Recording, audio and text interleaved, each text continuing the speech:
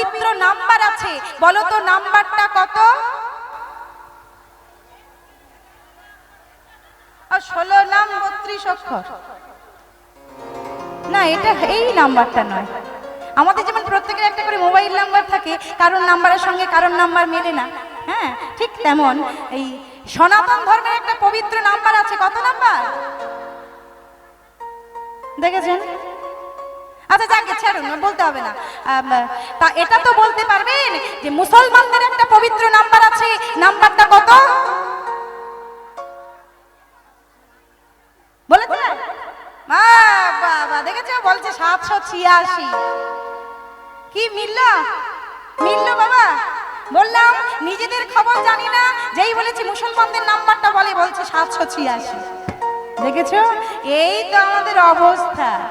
হ্যাঁ, ওই জন্য ঘরের খবরটা জানা প্রয়োজন। আচ্ছা ঠিক আছে, একটু চেষ্টা করলেই পেরে যাবেন।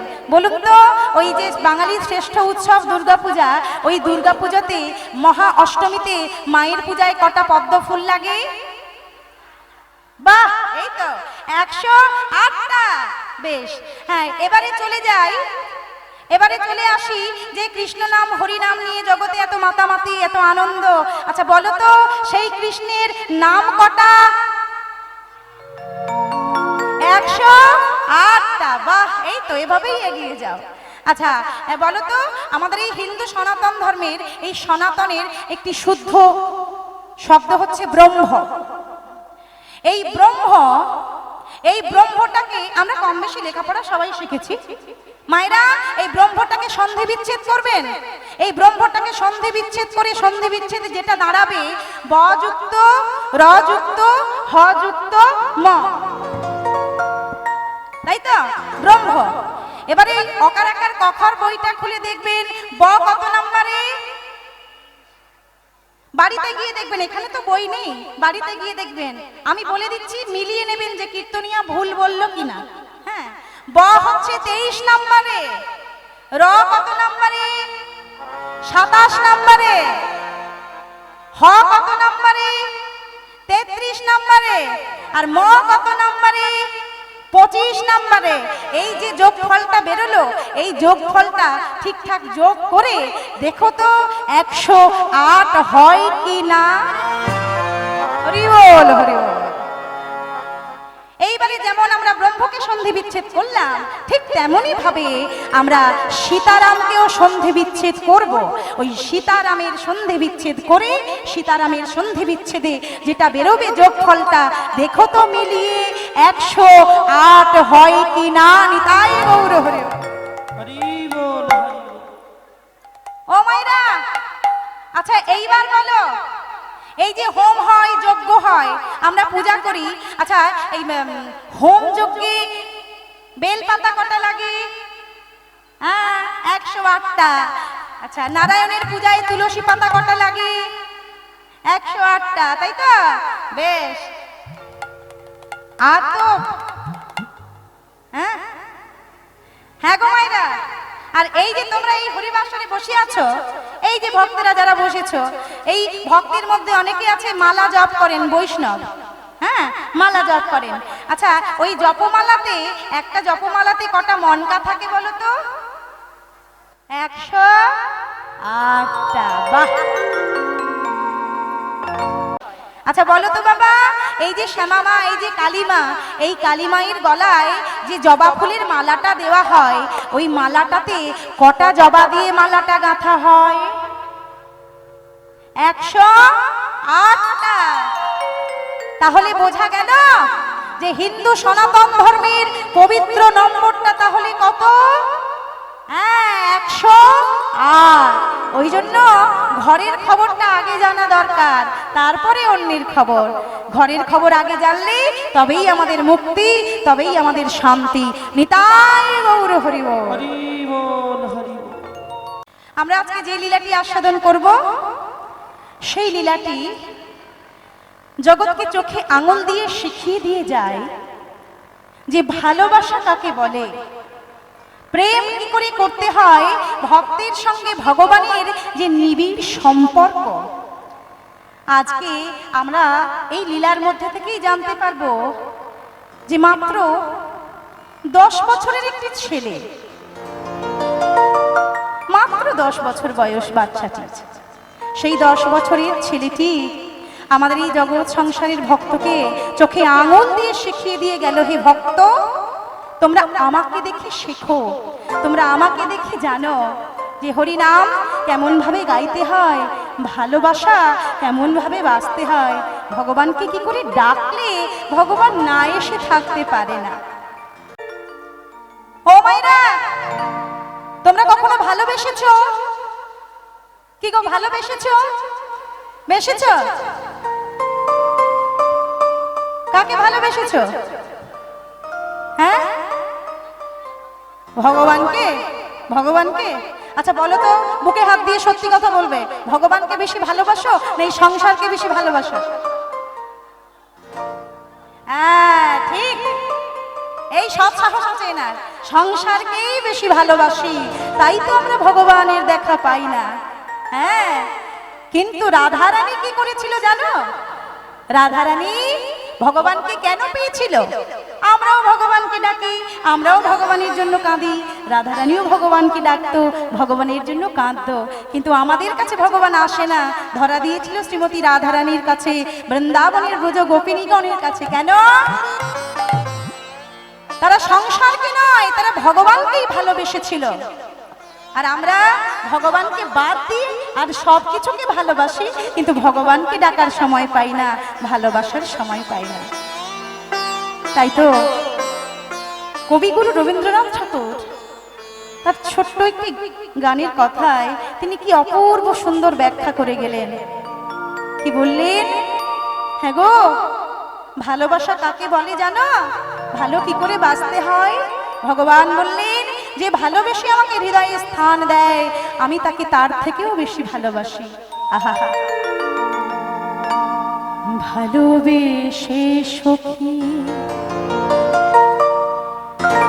নিভৃতে যতনে আমার নামটি লিখো তোমার মনের মন্দিরে।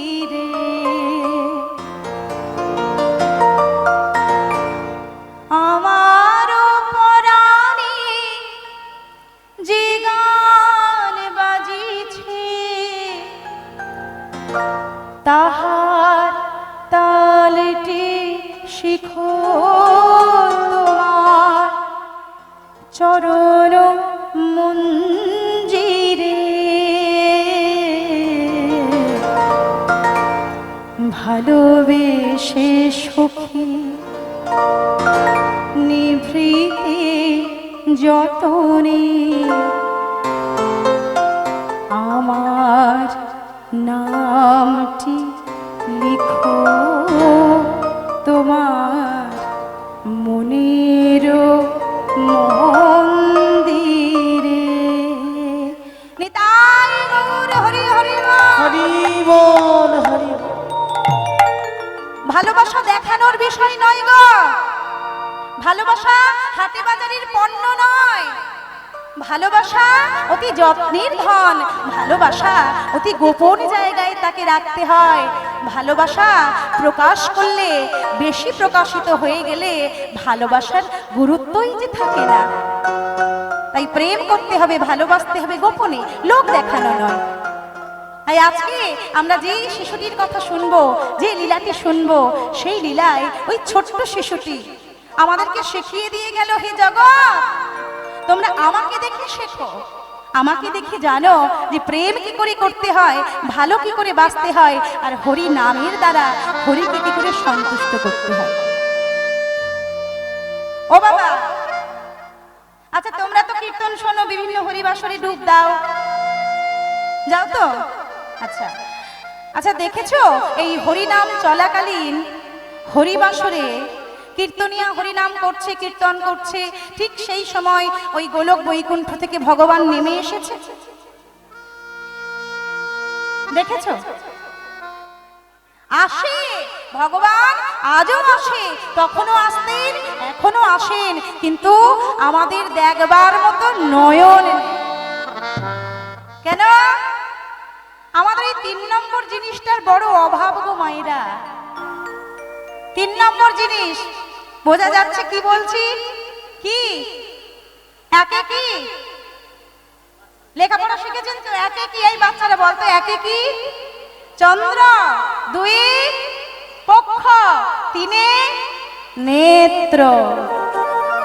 আচ্ছা, যিনি 3 নেত্র কথাটি লিখেছেন উনি কি ভুল লিখেছেন? হ্যাঁ, তিনি যে 3 নেত্র কথাটি লিখেছেন ওনার বাড়ি কোথায়? কোথায় বাড়ি? হ্যাঁ, এই মাটিতে, এই মেদিনীপুর জেলার মাটিতে। নিতাই গৌর হরি। নাম কি? কি নাম? হ্যাঁ, বিদ্যাসাগর মহাশয়। হরি।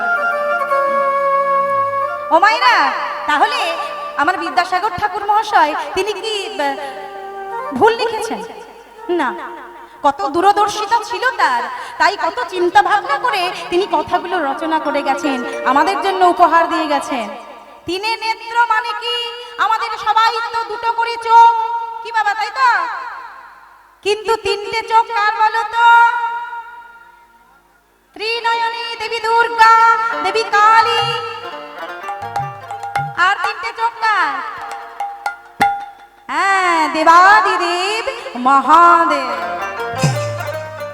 এই তো কালকেই তো তোমরা জল ঢালবে, ঢালবে না? হ্যাঁ, ভোলানাথের পূজা, কালকেই শিব চতুর্দশী ব্রত। চলো, তাহলে এই 3 নেত্র কথাটি এমনি এমনি বলেনি, আমাদের সবাই 2টো করে নয়ন, বাহ্যিক নয়ন, কিন্তু একটা অভ্যন্তরীণ নয়ন আছে। সেই নয়নটা কোথায় থাকে? এই 2 ভ্রুর মাঝখানে, যার নাম প্রেম চক্ষু জ্ঞান নয়ন। এই জ্ঞান নয়ন তখনই তুমি পাবে যখন তোমার সদ্গুরু কৃপা হয়ে যাবে। সদ্গুরু কৃপায় কর্ণে মন্ত্র নিয়ে হৃদয়ে জপ করতে করতে তোমার 3য় নয়নের উন্মোচন হবে, আর তবেই তুমি ঈশ্বরকে দর্শন করতে পারবে, উপলব্ধি করতে পারবে, তাকে সাক্ষাৎ অনুভব করতে পারবে। নিতাই গৌর হরি। হরি বল, হরি বল, হরি বল। তাই আজকে আমরা যে লীলাটি শুনবো সেই লীলাটি হলো হরি নামে, হরি নামে। আজ আমরা যে লীলাটি আস্বাদন করব সেই লীলার নাম হলো হরি নামে, হরি নামে। বিশাল একটি মন্দির, মন্দিরটা সোনা দানা হিরে জহরত মণি মানিক কোনো কিছু বাদ দেয়নি, সব দিয়েছে। অপূর্ব সুন্দর করে মন্দিরটি নির্মাণ করেছে। সেই মন্দিরটি কার মন্দির? সেই মন্দিরটি হলো দেবাদিদেব মহাদেবের মন্দির। বানালো কি? যিনি বানিয়েছেন তার নাম হলো সুবোধ, রাজা সুবোধ। আর তার একটা রানী আছে, রানীটির নাম হলো সুশীলা। রাজা সুবোধ আর রানী সুশীলা প্রত্যেকদিন ভোলানাথের মন্দিরে যায়, ভোলানাথের মাথায় গঙ্গা জল ঢালে, দুধ ঢালে, বেল পাতা দিয়ে তাকে প্রত্যেক দিন নিত্যদিন সেবা করে। কিন্তু মা এত ডাকে, এত কাঁদে, কিন্তু ভোলানাথ কখনো সন্তুষ্ট হয় না জানো। কত নয়নের জল ফেলে, কত বেল পাতা দেয়, কত গঙ্গা জল দেয়, কিন্তু ভোলানাথের কৃপা হয় না। কেন? এই রাজার রাজ্যে সব কিছু আছে, ধন মান ঐশ্বর্য, কিন্তু যেটা নেই সেটা হলো রাজা রানীর কোনো সন্তান নেই। রাজা রানী ছিল নিঃসন্তান। রাজা রানীর কোনো কন্যা, কোনো পুত্র, কোনো সন্তান ছিল না। এই যে মায়েরা, যারা এই সংসারে আমরা মা হয়েছি, আমিও মা একজন, যারা আমরা মা হয়েছি তারা আমরা জানি যে মা হওয়ার কতটা জ্বালা। কি জ্বালা না? কিন্তু আমরা যারা এখনো মা হতে পারিনি তারা জানি যে মা না হওয়ার আরো কতখানি জ্বালা। দেখবেন এই সংসারে যাদের এখনো পর্যন্ত সন্তান হয়নি, অনেক বছর বিয়ে হয়েছে, তারা মন্দিরে মন্দিরে যায়, ঠাকুরের চরণে মাথা করে মানসিক করে, কেন যে ঠাকুর আমার একটা সন্তান দাও, সেই সন্তান আমাকে মা বলে ডাকবে, আমার তাপিত হৃদয় জুড়িয়ে দেবে। ও মায়েরা, আচ্ছা বলো তো বাবা, এই সংসারে আমরা সন্তান চাই কেন? এই তত্ত্বগুলোকেই জানা লাগবে। রাধে রাধে, এগুলোই তো জানতে হবে। সংসারে, আমাদের এই সংসারে আমরা সন্তান চাই কেন?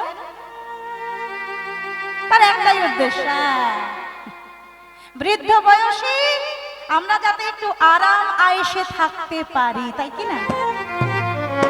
এটাই কিন্তু মেনলি উদ্দেশ্য, একদম একেবারে মেন উদ্দেশ্য, যে আমাদের যখন বয়স হবে, কাজকর্ম করতে পারবো না, হাত পা পড়ে যাবে, তখন যদি একটা ছেলে থাকে, হ্যাঁ, ছেলেটার বউ আসবে বাড়িতে, সেই বৌমা দুটো গরম গরম ভাত রান্না করে আমাদের বুড়ো বুড়িকে একটু দেখবে, সেবা দেবে। কিন্তু হ্যাঁ গো, সত্যি সত্যি বলো তো, সেই আশা তোমাদের সবার কি পূরণ হয়? হয় না। আমরা চাই এক আর হয় আর এক, কারণ আমাদের চাওয়াটাই তো ভুল। হ্যাঁ, আমাদের চাওয়ার মাঝেই তো গন্ডগোল। কি বলছে? হ্যাঁ, ওরা চাহিতে জানে না দয়া, আমরা তো চাইতেই পারি না, চাওয়ার কাছেই গোড়ায় তো গন্ডগোল রয়ে গেছে। ওই জন্য আমাদের কপালে সারা জীবন দুঃখই লেখা থাকে। কিন্তু যারা চাওয়ার মতো চায় তারা ঠিকই পায়।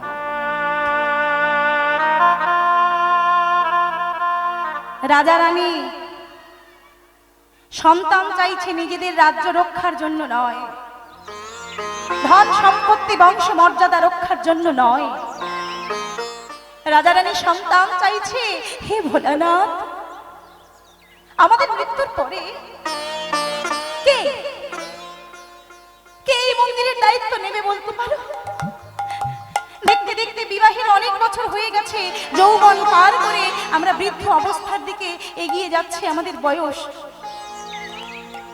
কিন্তু ভোলানাথ, আমাদের মৃত্যুর পরে কে তোমার এই মন্দিরের দায়িত্ব নেবে ভোলানাথ? কে ঢালবে তোমার মাথায় গঙ্গা জল? কে দেবে তোমার মাথায় বেলপাতা? কে আকন্দর মালা গেথে, ধুদ্রার মালা গেথে, বইচি ফুলের মালা গেথে তোমায় পরাবে? ভোলানাথ, তুমি কি জানো না আমরা কেন সন্তান চাইছি? তুমি কি জানো না আমাদের উদ্দেশ্য অসৎ নয়, আমাদের উদ্দেশ্য খারাপ নয়।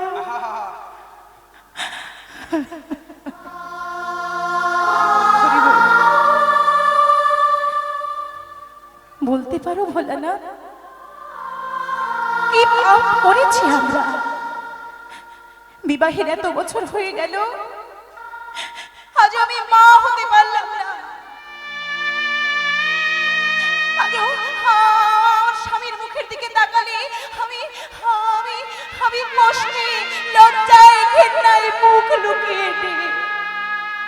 কারণ নারী জাতির সব থেকে মর্যাদাপূর্ণ সম্পদ হলো তার স্বামী। এই জগতে যে নারীর স্বামী নাই, তার মতো অভাগিনী দুনিয়ায় আর কেউ নাই। আমাকে কটু কথা বলে বলুক, পাড়া প্রতিবেশী লোকজন সবাই আমাকে নিন্দে মন্দ করে, গালি দেয় দিয়ে, কিন্তু আমার স্বামীর অপমান আমি সহ্য করতে পারবো না।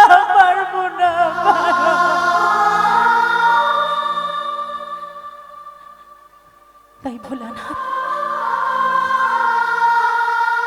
আজ আমি সিদ্ধান্ত নিয়েছি, হ্যাঁ আজ আমি সিদ্ধান্ত নিয়েছি, আজ জীবনের শেষ বারের মতো আমি একবার তোমার মন্দিরে যাব, তোমার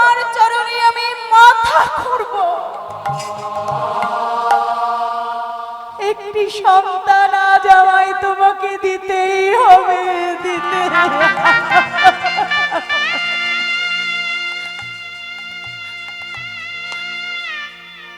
সন্তান যদি দাও তো ভালো, এত ডেকে এত কেঁদে এত মাথা খুঁড়েও যদি সন্তান না পাই, আমি কথা দিলাম, আমি কথা দিলাম, আজ তোমার মন্দিরে যাওয়াই হবে আমার শেষ যাওয়া।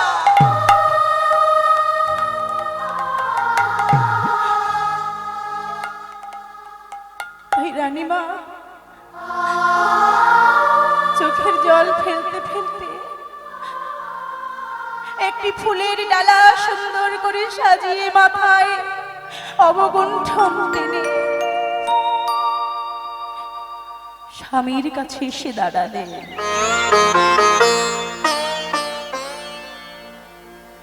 ও মায়েরা, কি চাইছে জানো? স্বামী, এ কি সুশীলা, এ কি এই সাত সকালবেলা তুমি কোথায় যাচ্ছ? এ কি সুশীলা, তোমার চোখে জল কেন? তুমি কাঁদছ? না স্বামী, এ আমার কান্না নয়, এ আমার নয়নাশ্রু নয়, এ আমার ভিতরের জ্বালা, এ আমার ভিতরের যন্ত্রণা, এ আমার ভিতরের আগুন। স্বামী, আমার দিকে তাকাও।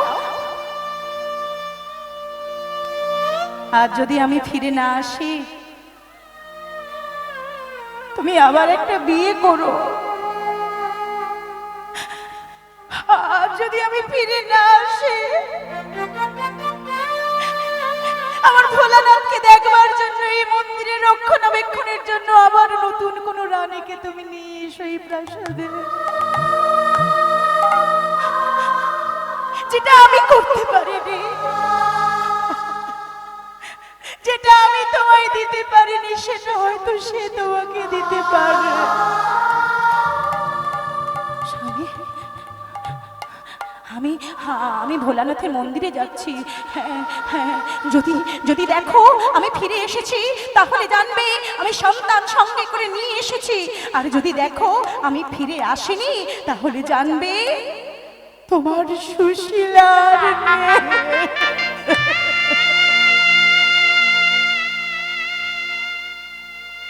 স্বামীর দুটি চরণে হাত রেখে, চরণের ধুলি মাথায় নিয়ে, জীবনের শেষ দিন শেষ বারের মতো আজকে চলেছে মা আমার মন্দিরে। নয়নের জলে কাঁদছে আর ভোলানাথকে স্মরণ করছে। ভোলানাথ, আমি আসছি, ভোলানাথ আমি আসছি, আমি আসছি। মাতা সুশীলা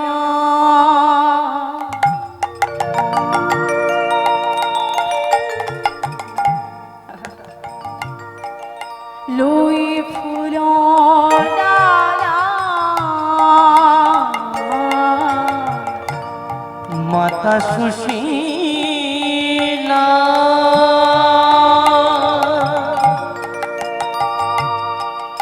লই ফুল ডালা,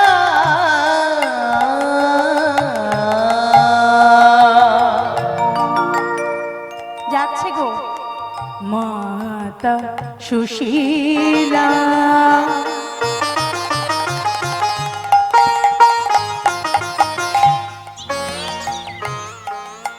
লই ফুল ডালা, মাতা সুশীলা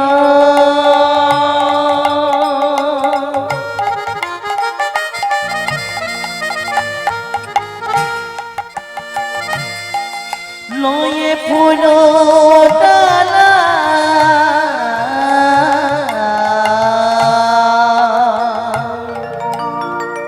রইল শিব মন্দিরে।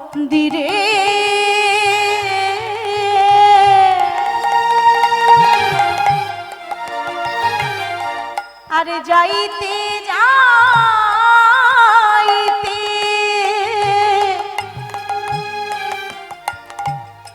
পথের মাঝারে, হ্যাঁ গো মায়েরা, যেতে যেতে পথের মাঝখানে একটা ঘটনা ঘটে গেল। সাধু এক আসিয়া বলে, যাইতে যাইতে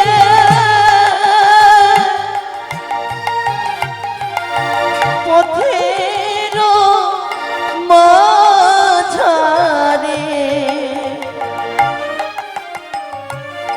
সাধু আসিয়া বলে। দাঁড়াও দাঁড়াও মা, এ কি এরকম করে ফুল ডালা সাজিয়ে কোথায় যাচ্ছ মা? ঠাকুর, সন্ন্যাসী ঠাকুর, আমি আমি ওই ভোলানাথের মন। দাঁড়াও, আমি সব জানি মা, আমি জানি বলেই তো তোমার পথের মাঝখানে এসে দাঁড়ালাম। বেশ ঠাকুর, মা, আজ যে তুমি এভাবে মন্দিরে চলেছ, এভাবে মন্দিরে গেলে তোমার আশা কোনো দিন পূর্ণ হবে না। কি বলছো ঠাকুর? হ্যাঁ মা, তাই তো আমি এসেছি ছুটে। আজ থেকে তোমরা চলে যাও গভীর অরণ্যের মধ্যে। দিনের বেলায় সাধনা করো, রাতের বেলায় সাধনা করো, দিন রাত্রি এক করে ভোলানাথের জন্য তোমরা সাধনা করো। 12 বছর মানে 1 যুগ। কত বছর বাবা? হ্যাঁ 12 বছর। 12 বছর তোমরা বনের মধ্যে গিয়ে যদি ভোলানাথের সাধনা করতে পারো, তাহলে বাবা ভোলানাথ সন্তুষ্ট হবেন, তোমাদের একটি বর দেবেন, আর তবেই তোমাদের আশা পূর্ণ হবে। যাও মা, দেরি করো না। তোমরা বনে গিয়ে সাধনা করো, ও নইলে আশা পুরো হবে না মা। তোমরা বনে গিয়ে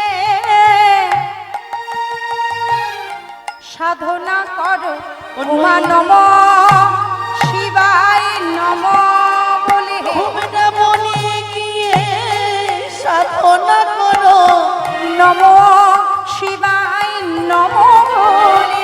তোমরা বনে গিয়ে সাধনা করো, ওই দাদু সুবাপ সদের লাগে, তোমরা বনে গিয়ে সাধনা করো, মা দাদু সুবাপ সদের লাগে, তোমরা বনে গিয়ে সাধনা করো, দাদু সুবাপ সদের লাগে, বনে গিয়ে সাধনা করো, ওই দাদু সুবাপ সদের লাগে, বনে গিয়ে সাধনা করো, নইলে আশা পুরা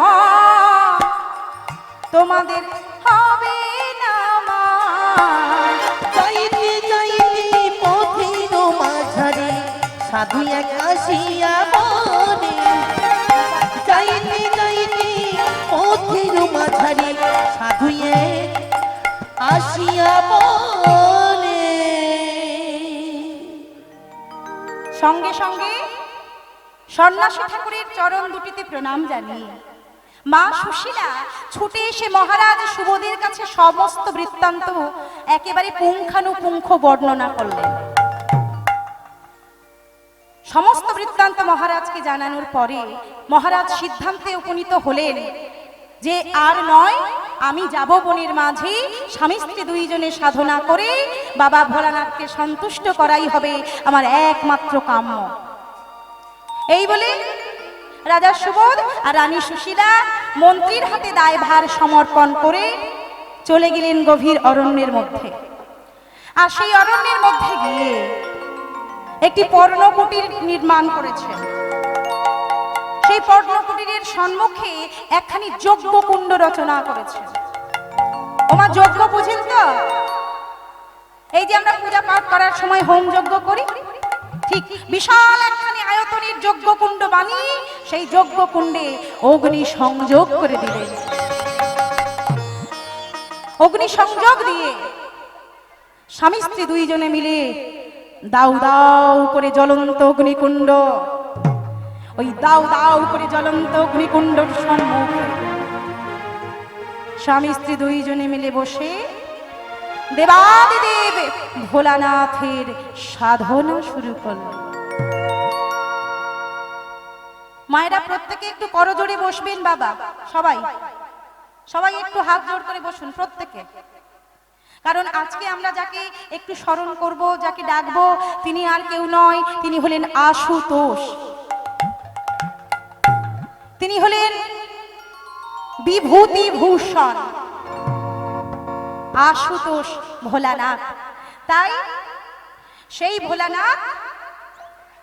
ভোলানাথকে আমরা একটু স্মরণ করব, একটু ডাকবো, একটু ভক্তি সহযোগে সবাই মিলে চলুন।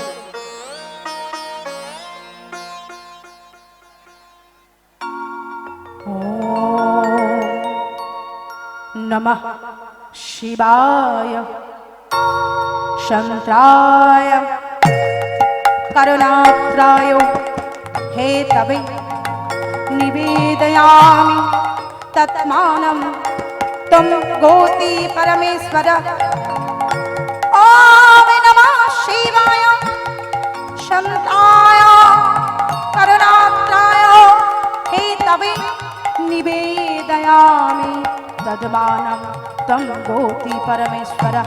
ওম নমঃ শিবায় শান্তায় করুণাত্রায় হে তবে নিবেদয়ামি তদ্মানম তম গোতি পরমেশ্বর।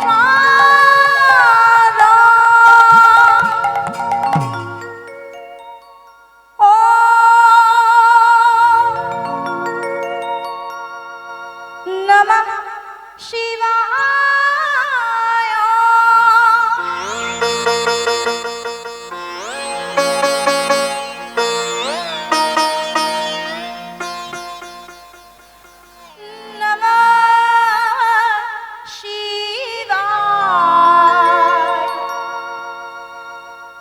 हर हर भोले नमः शिवाय। नमः शिवाय।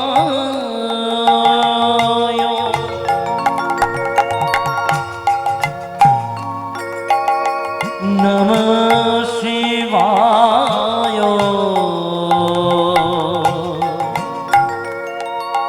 हर हर भोले नमः शिवाय।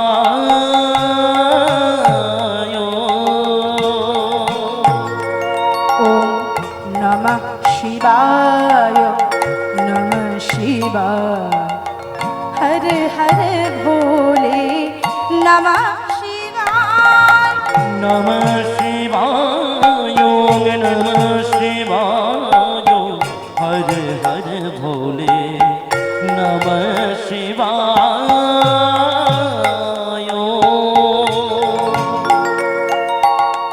जटाधरा शिव जटाधरा। आहा, वाह वाह वाह।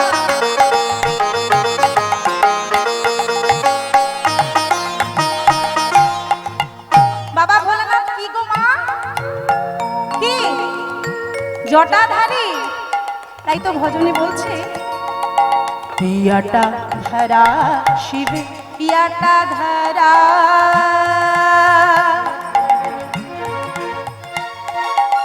हर हर भोले नमः शिवाय जटाधरा शिव जटाधरा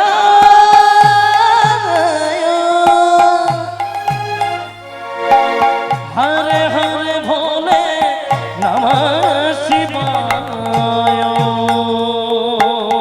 जटाधरा शिव जटाधरा हर हर भोले नमः शिवाय जटाधरा शिव जटाधरा हरे हरे भोले नमः शिवाय ओम नमः शिवाय नमः शिवाय हर हर भोले नमः शिवाय नमः शिवाय नमः शिवाय हर हर भोले नमः शिवाय नमः शिवाय नमः शिवाय हर हर भोले नमः शिवाय नमः शिवाय नमः शिवाय हर हर भोले नमः शिवाय रामेश्वरा रामेश्वरा মানে কি হ্যাঁ रामेश्वरा गंगाधरा आहा रामेश्वरा शिव रामेश्वरा মায়েরা বাবা ভোলানাথের মাথায় একজন রয়েছেন তিনি কে বলুন তো হ্যাঁ তিনি রামেশ্বরা আবার তিনি গঙ্গাধরা गंगाधरा शिव गंगाधरा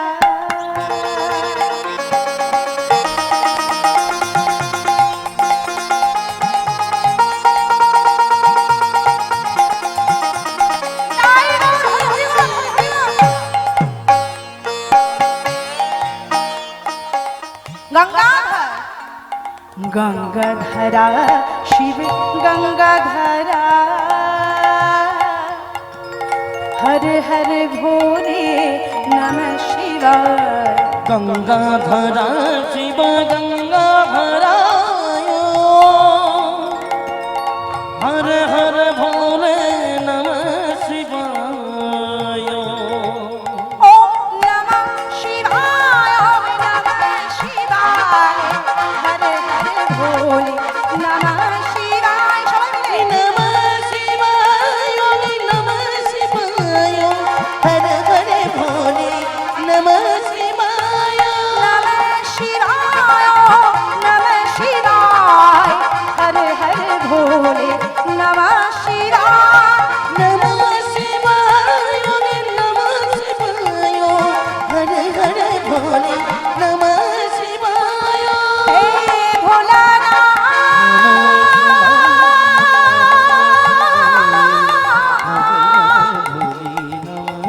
भोला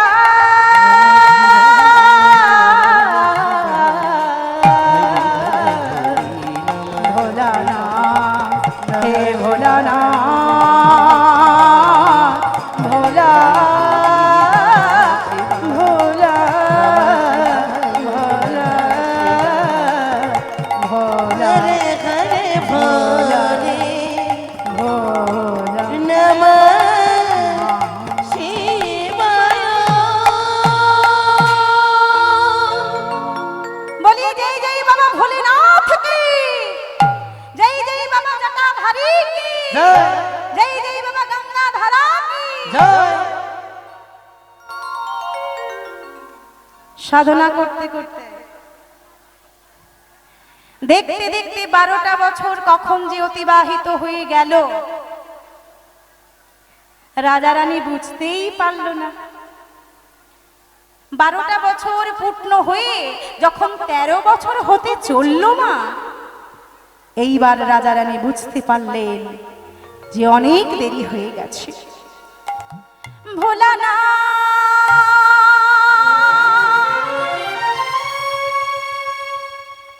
দেখা দাও,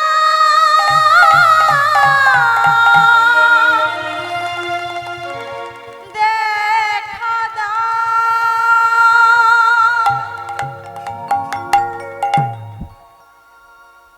ভোলানাথ ভোলানাথ বলে সাধনা করতে করতে 12 বছর যখন পূর্ণ হয়ে গেল, 13 বছর যখন হতে চলেছে, রাজা রানী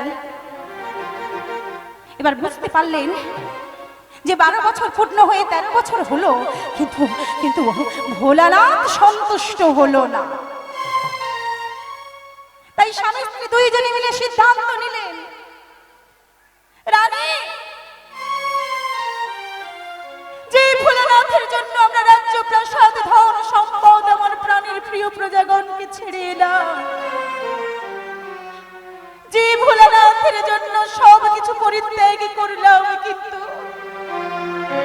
কিন্তু তার কৃপা পেলাম না। স্বামী, এত কিছু করেও যদি আমরা তাকে সন্তুষ্ট না করতে পারলাম, তাহলে আমাদের এই মানব জীবন যে বৃথা। হ্যাঁ হ্যাঁ স্বামী, তাই শোনো, এই জীবনের আর কোনো দাম নেই, আমরা বুঝেছি। তাই ওই যে তাকিয়ে দেখো, ওই যে দাও দাও করে জ্বলছে জ্বলন্ত অগ্নিকুণ্ড, ওই দাও দাও করে জ্বলন্ত অগ্নিকুণ্ড মাঝে, হ্যাঁ আমরা প্রাণ রাখবো না, ওই অগ্নি মাঝে আমরা করব প্রাণ বিসর্জন।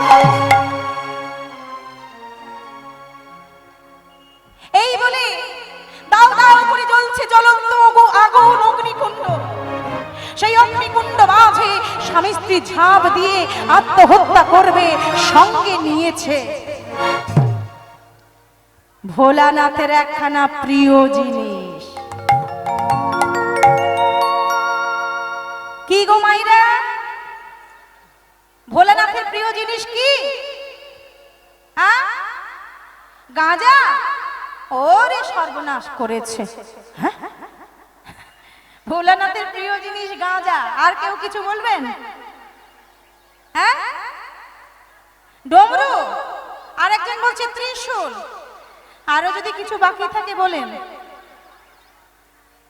আচ্ছা বাবা, আচ্ছা ঠিক আছে, বলতে হবে না, এটা তো বলতে পারবেন যে বাবা ভোলানাথকে কি বলা হয়?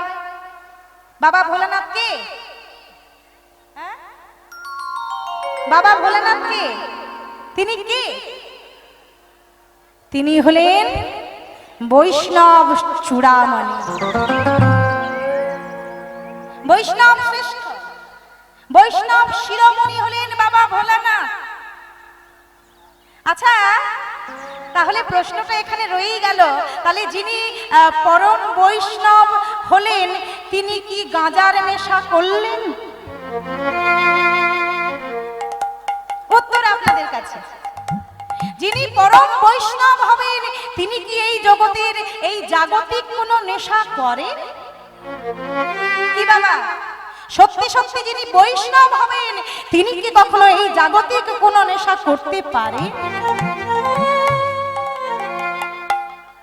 তাহলে আরেকটি প্রশ্ন এখানে থেকে যায়,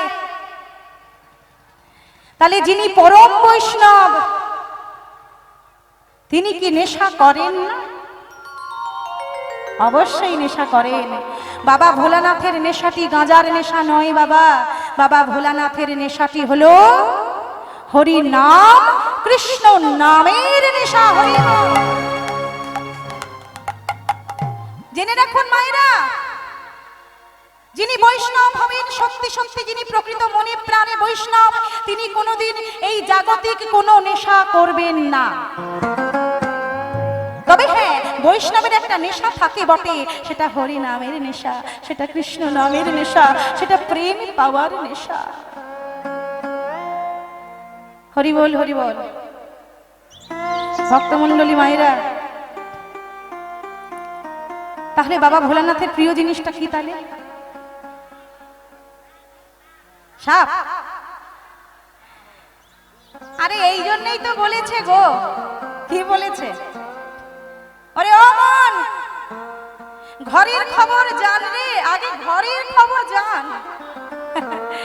এই ঘরে তোর কে যায় আসে, কে সেই ভগবান।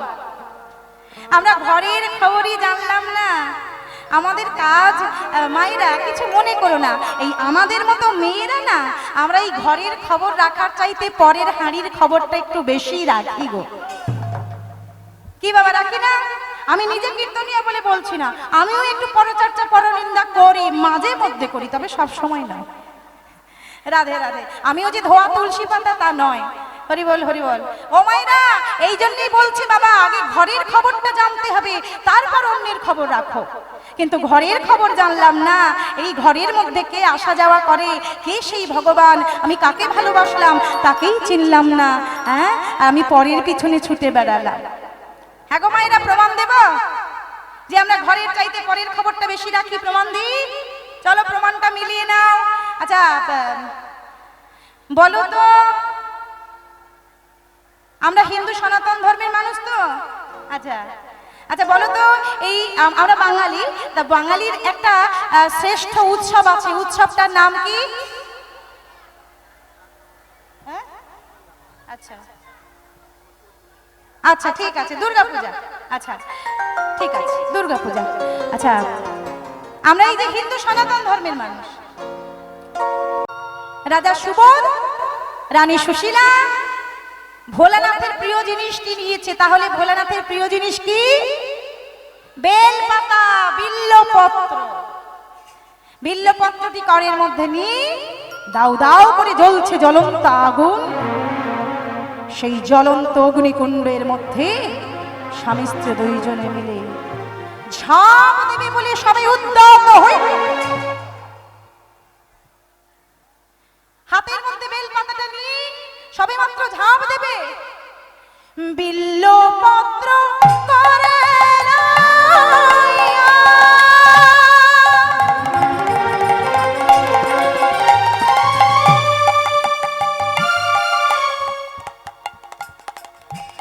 নয়নের বাড়ি দিয়া, বিল্লপত্র করে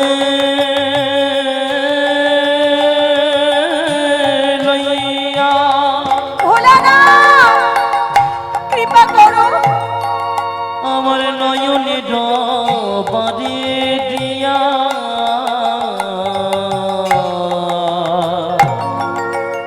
বিল্লপত্র করে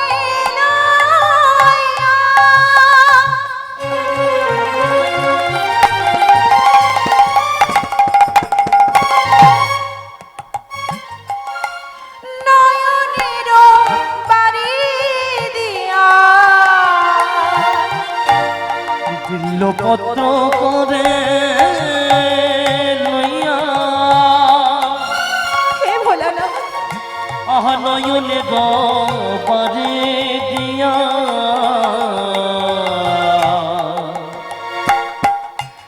যজ্ঞ কুণ্ডে ঝাঁপ দিতে গেল, কিবা যজ্ঞ কুণ্ডে ঝাঁপ দিতে গেল,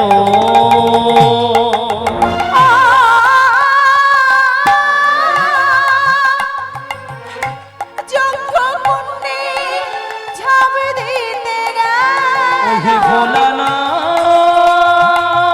তাই গৌর হরি হরি বল, হরি হরি বল। একেবারে দেখা দাও,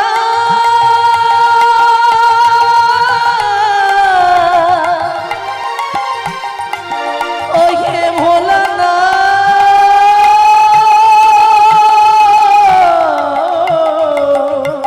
কৃপা করো। দেখা দাও,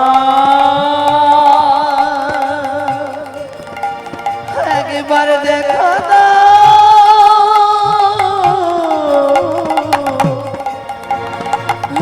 একবার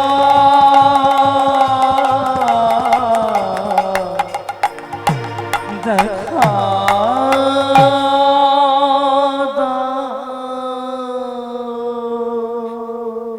দাউ দাউ করে জ্বলছে জ্বলন্ত অগ্নিকুণ্ড, দাউ দাউ করে জ্বলন্ত অগ্নিকুণ্ড মধ্যে ভোলানাথের প্রিয় জিনিস ওই বেলপাতা, সেই বিল্লপত্র বেলপাতাটি হাতের মধ্যে নিয়ে সবে মাত্র ঝাঁপ দিতে যায়।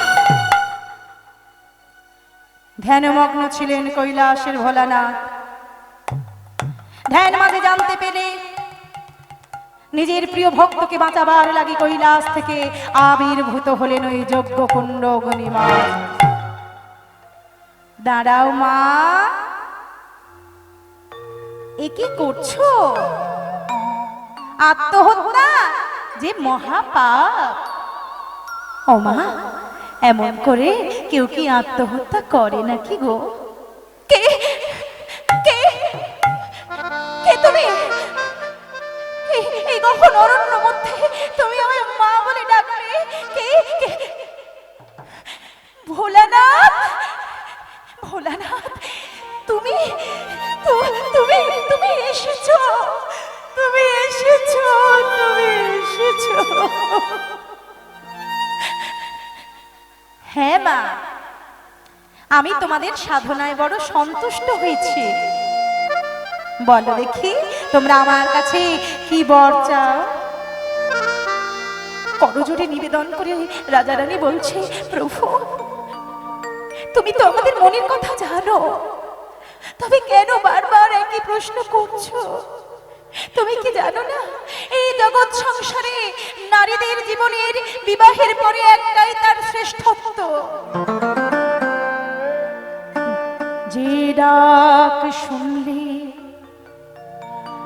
একজন জননীর বক্ষ জুড়ায়ে যা, জুড়ায়ে যা। সেই ডাক শুনিতে যাই ওগো ভোলারা,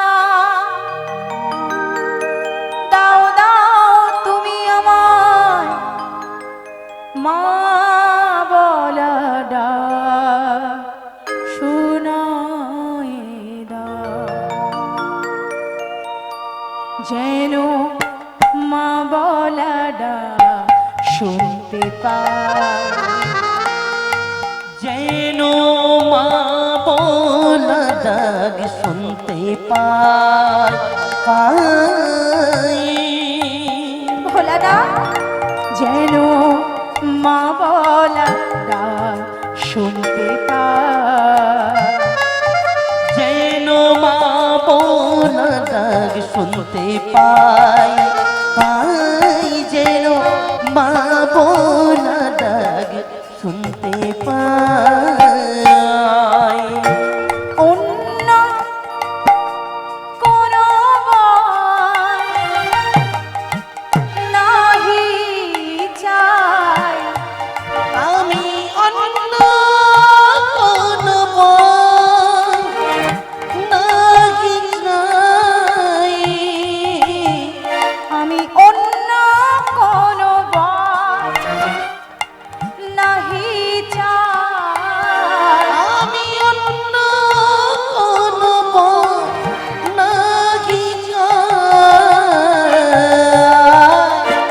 যেন মা বলা ডাক শুনতে পাই, পাই, যেন মা বলা ডাক শুনতে পাই, যেন মা বলা ডাক শুনতে পাই, যেন মা বলা ডাক শুনতে পাই, যেন মা বলা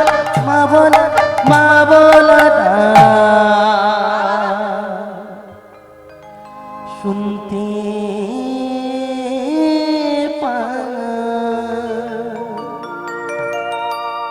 বেশ, তথাস্তু, তবে তাই হোক মা, আমি তোমাকে আশীর্বাদ করলাম। অনতিকাল বিলম্বে তোমাদের একটি পুত্র সন্তান হবে। যাও, আর দেরি করো না, তোমরা রাজ্যে গিয়ে আনন্দ করো, উৎসব করো। কিছুদিনের মধ্যেই কোল আলো করে তোমার একটি ফুটফুটে পুত্র সন্তানের জন্ম হবে। যাও মা, রাজ্যে ফিরে গিয়ে আনন্দ করো। ওদিকে রাজ্য মাঝে গিয়ে রাজা রানী আনন্দ উৎসব শুরু করেছে, আনন্দ উৎসব শুরু করেছে। আর এদিকে ভক্তকে আশীর্বাদ করে কৈলাসে ফিরে এলেন ভোলানাথ। কৈলাসে ফিরে এসে চিন্তামগ্ন হয়ে চিন্তা করছে।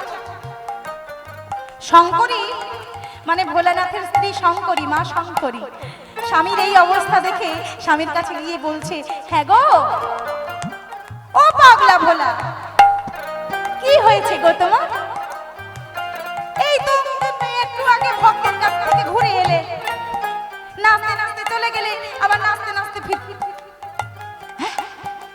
কিছু হয়েছে? ও স্বামী, আমায় বলো না গো, কি হয়েছে? ভোলানাথ তখন শঙ্করীকে বলছে, শঙ্করী, আমি এমন একটা ভুল করে ফেলেছি না, আমি সেই ভুলের মাসুল কি করে চোকাবো আমি ভাবতেই পারছি না। তুমি ভুল করেছো?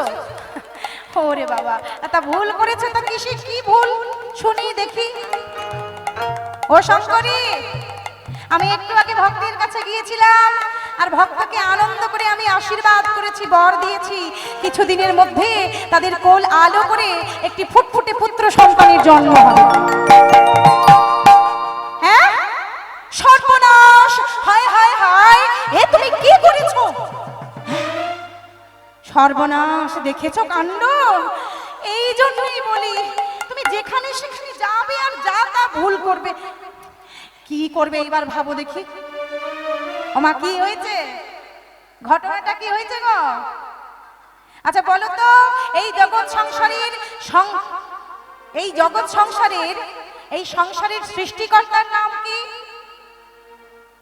হ্যাঁ, ব্রহ্মা। বেশ, তাহলে পালনকর্তা কে হবেন? বিষ্ণু। আর সংহারকারী কে? ভোলানাথ। নিতাই গৌর হরি বল। তাহলে বোঝা যাচ্ছে বাবা ঘটনাটা কোথায় ঘটেছে। হ্যাঁ গো, যার কাজ জগতের সংহার করে জগতের সমতা বজায় রাখা, সেই ভোলানাথ কি কখনো সৃষ্টির বর দিতে পারে? কি বাবা, দিতে পারে, কিন্তু সেই বর ফলবে না বাবা। কারণ যদি ফলতো তাহলে ভগবান আলাদা আলাদা ডিপার্টমেন্ট ভাগ করে দিত না। কি দিত বাবা? এক একজনের দায়িত্বে এক একটা ডিপার্টমেন্ট রয়েছে। যেমন বিদ্যার দেবীকে মা সরস্বতী। হ্যাঁ, কালকে যখন আসছিলাম ওই দেখলাম ওইদিকে সরস্বতী পূজাতে অনুষ্ঠান হবে না? হ্যাঁ, রাধে রাধে। বিদ্যার দেবী সরস্বতী, ধনের দেবী লক্ষ্মী। আর কোন দেবতার পূজা করলে ছেলে পুলে হয়? হ্যাঁ, ঠিক বলেছে, কার্তিক ঠাকুর। হ্যাঁ গো মায়েরা, ওই জন্য ডিপার্টমেন্ট ভাগ করে দিয়েছে, জানো তো? কারো কাজ কেউ করতে পারে না। তাই ভোলানাথকে শঙ্করী বলছে, স্বামী শোনো, সময় হাতে বেশি নেই। তুমি সংহারকারী, কিন্তু সংহারকর্তা হয়ে তুমি সৃষ্টি করার বর দিয়েছো। এই বর তো ফলবে না, আর বর যদি না ফলে ভক্তের কাছে তোমার মান থাকবে না। তাই এক্ষুনি তুমি চলে যাও, ব্রহ্মার কাছে যাও। ওই ব্রহ্মার কাছ থেকে কোনো মতে বলে কয়ে অনুরোধ অনুনয় বিনয় করে একটা সন্তান তুমি ম্যানেজ করো। একটা সন্তান ম্যানেজ করে কোনো মতে তুমি ভক্তের কাছে পাঠিয়ে দাও, তাহলেই লেখা চুকে যাবে। হরি বল, হরি বল। তাই ভোলানাথ আর দুদণ্ড দেরি না করে সঙ্গে সঙ্গে চলেছে বৃষ বাহন করে। বৃষ মানে কি? ষাঁড়। ওই ষাঁড়ের পিঠে চড়ে ডমরু বাজাতে বাজাতে মায়ের একটু উলুধ্বনি, নিতাই গৌর হরি বল। বৃষ বাহনে চলে ভোলানাথ, বৃষ বাহনে চলে ভোলানাথ, বৃষ বাহনে চলে ভোলানাথ, বৃষ বাহনে চলে ভোলানাথ। ও চলে যায়,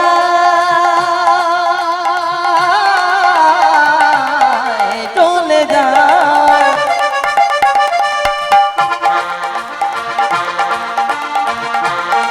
উলুধ্বনি।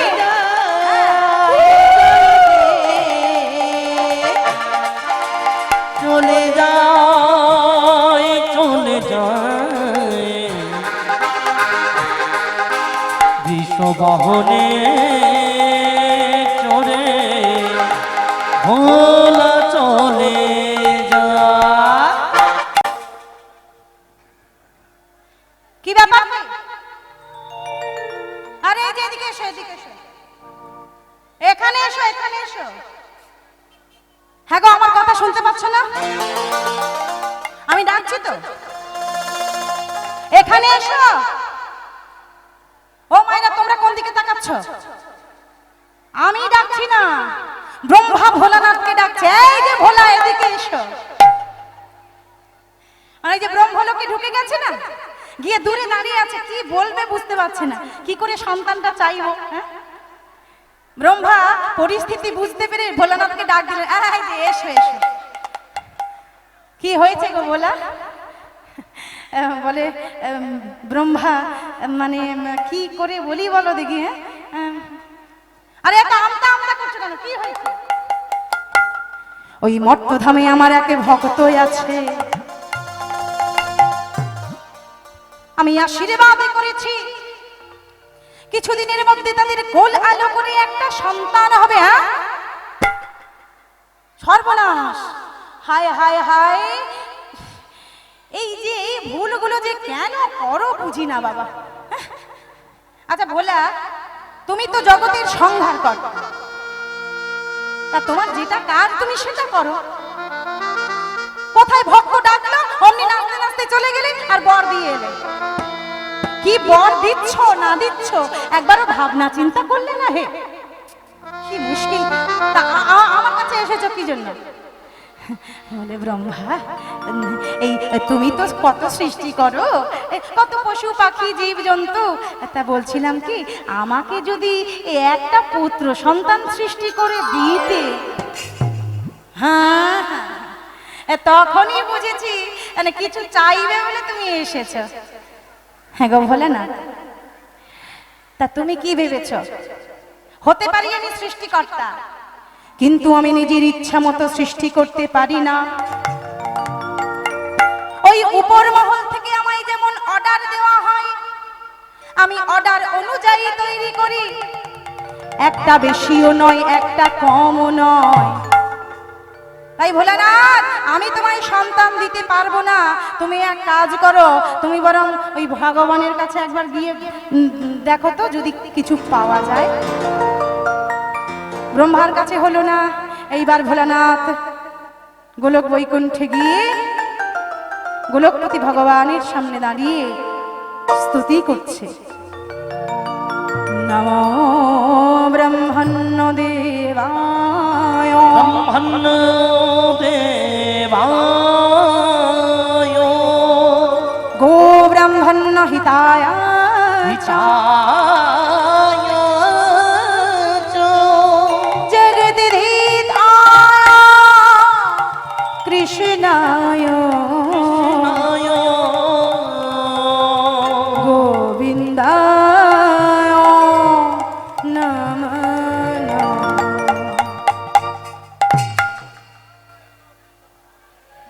হরি বল হরি বল। গোবিন্দ ভোলানাথকে দেখে মৃদু হেসে বলছে, ভোলা এসেছো? এসো।